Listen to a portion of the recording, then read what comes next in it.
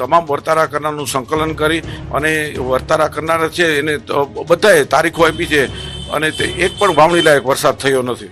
ગાંધીનગર રજૂઆત બાદ અમે કોર્ટ કાર્યવાહીનો આશરો લેવાના છીએ તેવું અમે સ્પષ્ટ જાહેર કરીએ છીએ.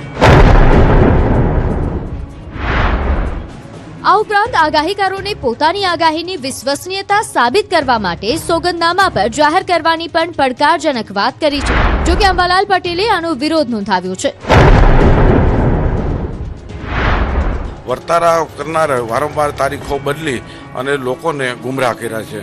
વિજ્ઞાન જાથાએ ઉચ્ચ કક્ષાએ રજૂઆત કરી વર્તારા કરનારો સામે ગુનો દાખલ કરવા અને જેલના સળિયા પાછળ ધકેલવા માટે માગણી કરી છે. આમાં નોટરી કરવાની જરૂર શું છે? હવામાન ખાતાની જે લાંબા ગાળાની આગાહી આવે અને એ લોકો સોગંદનામા પર સોગંદનામું કરશે. અમે તો ઓડિયો વિઝ્યુઅલ પણ આપીએ છીએ. કાયદાની ઘાત પૂર્ણ થયા બાદ ધમધમાવીને આગાહી કરશે અંબાલાલ. અંબાલાલ પટેલે દાવો કર્યો કે તેઓ ફરી ધમધમાવીને આગાહી કરશે. અંબાલાલ પટેલે કહ્યું કે હાલ જયંત પંડ્યાએ કાયદાનું શસ્ત્ર ઉઠાવ્યું છે. હું કાયદાને માન આપું છું. અંબાલાલ પટેલે એવું પણ કહ્યું કે કાયદાનું માન આપવાને કારણે આગાહી પર અલ્પવિરામ મૂકું છું. હું 80 વર્ષનો જુવાન છું. કાયદાની ઘાત પૂર્ણ થશે એટલે ફરી ધમધમાવીને આગાહી કરીશ. કાયદાને હું માન આપીને આ આગાહી બંધ કરું છું, નહીં કે જયંત પંડ્યાના કહેવાથી. આ કાયદાકીય ચુંગાલમાંથી બહાર આવતી ત્યારે તો ધમધમાઈને આગાહી કરી. અંબાલાલ પટેલના સમર્થનમાં આવ્યા ખેડૂતો. વિજ્ઞાન જાથાના જયંત પંડ્યા પર કર્યા પ્રહાર. ફરિયાદની વાત કરે છે તો આમાં કયો ગુનો કર્યો છે આગાહીકારોએ કે ફરિયાદ થઈ શકે? વિજ્ઞાન જાથાના ચેરમેન જયંત પંડ્યાના નિવેદન બાદ ગીર પંથકના ખેડૂતોમાં નારાજગીનો માહોલ જોવા મળી રહ્યો છે. ખેડૂતોનું કહેવું છે કે છેલ્લા ઘણા વર્ષોથી અનેક સ્થાનિક આગાહીકારો પોતાના અનુભવ, પરંપરાગત જ્ઞાન અને હવામાનના અભ્યાસના આધારે વરસાદ સહિતની આગાહીઓ કરતા આવ્યા છે, જેનાથી ખેડૂતોને ખેતીના અનેક નિર્ણયો લેવામાં મદદ મળે છે. ખેડૂતોનું કહેવું છે કે વરસાદ ક્યારે આવી શકે, ભારે વરસાદની શક્યતા છે કે નહીં, પવનનું જોર કેટલું રહેશે અથવા આકાશી આફતની સંભાવના છે કે નહીં જેવી આગાહીઓના આધારે તેઓ પિયત આપવાનું આયોજન કરે છે, વાવેતરનો સમય નક્કી કરે છે તેમજ પાકને નુકસાનથી બચાવવા માટે અગાઉથી જરૂરી પગલાં ભરી શકે છે. એટલા માટે આગાહીકારોની માહિતી ખેડૂતો માટે ઉપયોગી સાબિત થાય છે. ગીરના ખેડૂતોનું માનવું છે કે હવામાન સંપૂર્ણપણે કુદરત પર આધારિત છે અને તેમાં 100% ચોક્કસ આગાહી કરવી કોઈ પણ માટે સરળ નથી. ક્યારેક આગાહી ખોટી પડી જાય તો તેના માટે આગાહીકારોને જવાબદાર ઠેરવવા કે તેમની સામે કાયદાકીય કાર્યવાહી કરવાની વાત યોગ્ય નથી. ખેડૂતોના જણાવ્યા મુજબ મોટાભાગે અંદાજે 70% જેટલી આગાહીઓ સાચી સાબિત થાય છે અને તેના કારણે ખેડૂતોને વાસ્તવિક લાભ પણ થાય છે. ખેડૂતોએ વધુમાં જણાવ્યું કે આગાહીકારો કોઈ ગુનેગાર નથી. તેઓ ખેડૂતોના હિતમાં પોતાની સમજ અને અનુભવના આધારે માહિતી આપતા હોય છે. આવી વ્યક્તિઓને પ્રોત્સાહન આપવાના બદલે તેમના પર કાર્યવાહી કરવાની વાતોથી ખેડૂતોમાં અસંતોષ ફેલાયો છે. સુરતમાં પાણી ભરવાને લઈને રાજકોટ મહાનગરપાલિકા બની સતર્ક. વારંવાર પાણી ભરાવાને કારણે 93 સ્થળ પર જાહેર કરાયા સંવેદનશીલ.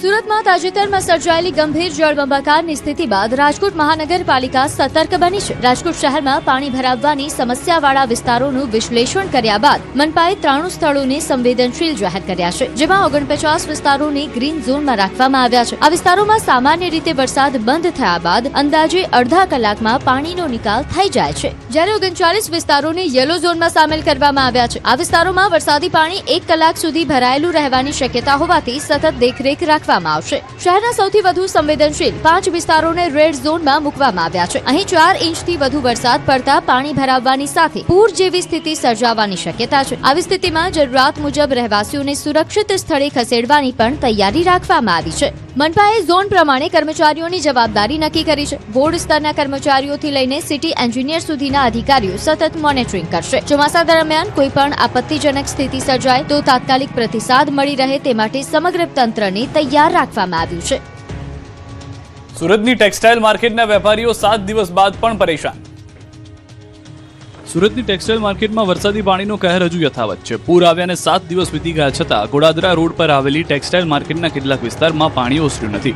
દુકાનોમાં ભરાયેલા પાણીના કારણે વેપારીઓને કરોડો રૂપિયાનું નુકસાન થવાની ભીતિ છે, પરંતુ હજુ સુધી તંત્ર દ્વારા નુકસાનીનો સર્વે શરૂ કરવામાં આવ્યો નથી. પાણી કાઢવાની કામગીરી ચાલી રહી છે. વેપારીઓ દ્વારા પાઇપલાઇન અને મોટરની મદદથી બેઝમેન્ટ તેમજ દુકાનોમાંથી પાણી બહાર કાઢવામાં આવી રહ્યું છે. પૂરના કારણે બેઝમેન્ટમાં પાણી ભરાઈ જતા કાપડના કોથળા પાણીમાં તરતા જોવા મળ્યા. કાપડના જથ્થાને ભારે નુકસાન પહોંચ્યું હોવાની વેપારીઓની ફરિયાદ છે. છેલ્લા 7 દિવસથી અનેક દુકાનો બંધ રાખવાની ફરજ પડી છે અને વેપાર પર પણ મોટી અસર પડી છે. વેપારીઓનું કહેવું છે કે આ વર્ષે દર વર્ષની સરખામણીએ વધુ પાણી ભરાયું છે. હાલ પોતાની રીતે પાણી કાઢવાની કામગીરી કરવામાં આવી રહી છે, પરંતુ હજુ સુધી નુકસાનીનો સર્વે કરવા માટે કોઈ સરકારી ટીમ પહોંચી નથી કે તંત્ર તરફથી કોઈ સત્તાવાર કામગીરી શરૂ કરવામાં આવી નથી. પૂર બાદ થયેલા નુકસાનનું મૂલ્યાંકન ક્યારે થશે અને વેપારીઓને રાહત ક્યારે મળશે તે હવે મોટો સવાલ બની રહ્યો છે. સુરતમાં ધારાસભ્ય કુમાર કાનાણીનો વધ્યો વિરોધ. કુમાર કાનાણીને કરવી પડી સ્પષ્ટતા. સુરતમાં વરસાદી પાણીના ભરાવા અને લોકોને થયેલા નુકસાન બાદ હવે જનપ્રતિનિધિઓ સામે લોકોનો રોષ સામે આવી રહ્યો છે. મત લઈને સત્તામાં આવ્યા બાદ લોકોના પ્રશ્નો નહીં ઉકેલાતા હોવાના આક્ષેપો સાથે ધારાસભ્યો અને કોર્પોરેટરને લોકો જાહેરમાં સવાલો પૂછી રહ્યા છે. લોકોના ફોન અને રજૂઆતોને લઈને પણ કેટલાક જનપ્રતિનિધિઓ સામે નારાજગી વ્યક્ત કરવામાં આવી રહી છે. લોકો દ્વારા સોશિયલ મીડિયા પર વિડીયો વાયરલ કરીને સવાલો ઉઠાવવામાં આવતા હતા. હવે નેતાઓ તરફથી પણ સ્પષ્ટતા કરવામાં આવી રહી છે. આ સમગ્ર મામલે ધારાસભ્ય કુમાર કાનાણીનો એક વિડીયો પણ સોશિયલ મીડિયા પર વાયરલ થયો, જેમાં લોકો સાથેની વાતચીતને લઈને ચર્ચા શરૂ થઈ હતી. ત્યારબાદ કાનાણીએ પોતાની જવાબદારી અને કામગીરી અંગે સ્પષ્ટતા કરતા અન્ય રાજકીય પક્ષો પર પણ આક્ષેપ કર્યો છે. હા, અત્યારે તમે રાવ સાહેબ ને કોલ કરીને કહો કે એસએમજી નું છે, એસએમજી માં પાણી એક મશીન મોકલાવે ને પાણી કઢાવે.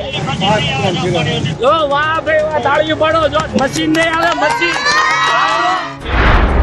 બીજી તરફ હવે કુમાર કાનાણીએ ખુલાસો કર્યો હતો કે હું અન્ય કામમાં વ્યસ્ત હતો, ઝાડ પડ્યું હતું, ત્યાં બચાવ કામગીરી ચાલુ હતી, જાનહાનિ પણ હતી, તેના કારણે ફોન કાપી નાખ્યો હતો. સાથે જ તેમણે આરોપ લગાવ્યો કે જે લોકોએ ફોન કર્યો હતો તેમણે અમારા કોર્પોરેટરને પંપ ન આવ્યો ત્યાં સુધી બળજબરીથી બેસાડી રાખ્યા અને રાત્રે 3 વાગે છૂટા કર્યા.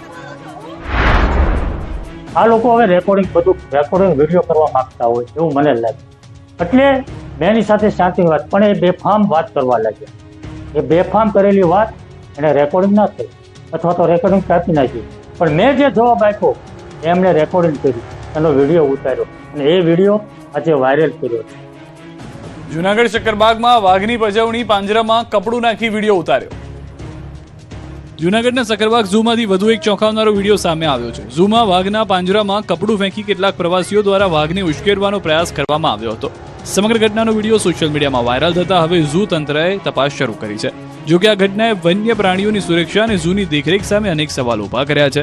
વાયરલ વિડીયોમાં કેટલાક પ્રવાસીઓ વાઘના પાંજરામાં કપડું ફેંકતા જોવા મળે છે, જેના કારણે વાઘ અસ્વસ્થ થઈ તેની તરફ દોડી આવે છે. ઘટનાના સમયે ત્યાં હાજર અન્ય મુલાકાતીઓએ સમગ્ર ઘટનાનો વિડીયો પોતાના મોબાઈલમાં કેદ કર્યો હતો. વિડીયો સોશિયલ મીડિયામાં વાયરલ થતા ઝૂ તંત્ર હરકતમાં આવ્યું અને જવાબદાર લોકોની ઓળખ માટે તપાસ શરૂ કરી. જો કે આ ઘટના બાદ અનેક સવાલો પણ ઊભા થયા છે. ઘટનાના સમયે પાંજરા નજીક કોઈ સ્ટાફ કેમ હાજર ન હતો? પ્રવાસીઓને વન્ય પ્રાણીઓની પજવણી કરતા રોકવામાં કેમ આવ્યા નહીં? વારંવાર આવી ઘટનાઓ સામે આવતી હોવા છતાં સુરક્ષા વ્યવસ્થામાં ખામી કેમ જોવા મળે છે તે પણ ચર્ચાનો વિષય બન્યો છે. હવે તપાસમાં શું સામે આવે છે અને જવાબદારો સામે શું કાર્યવાહી થાય છે તેના પર સૌની નજર છે. આ તરફ ગીર સોમનાથમાં ગીરગઢડાના જુડવડલી ગામમાં મોડી રાત્રે સિંહણે રહેણાંક શેરીઓમાં ફરતી જોવા મળી. શિકારની શોધમાં ગામમાં પહોંચી આવેલી સિંહણના આંટાફેરા સીસીટીવી કેમેરામાં કેદ થયા. વિડીયોમાં પણ સિંહણ ગામની શેરીઓથી પસાર થતી જોવા મળે છે. ઘટનાના પગલે ગ્રામજનોમાં ભયનો માહોલ જોવા મળી રહ્યો છે. વન વિભાગે ઘટના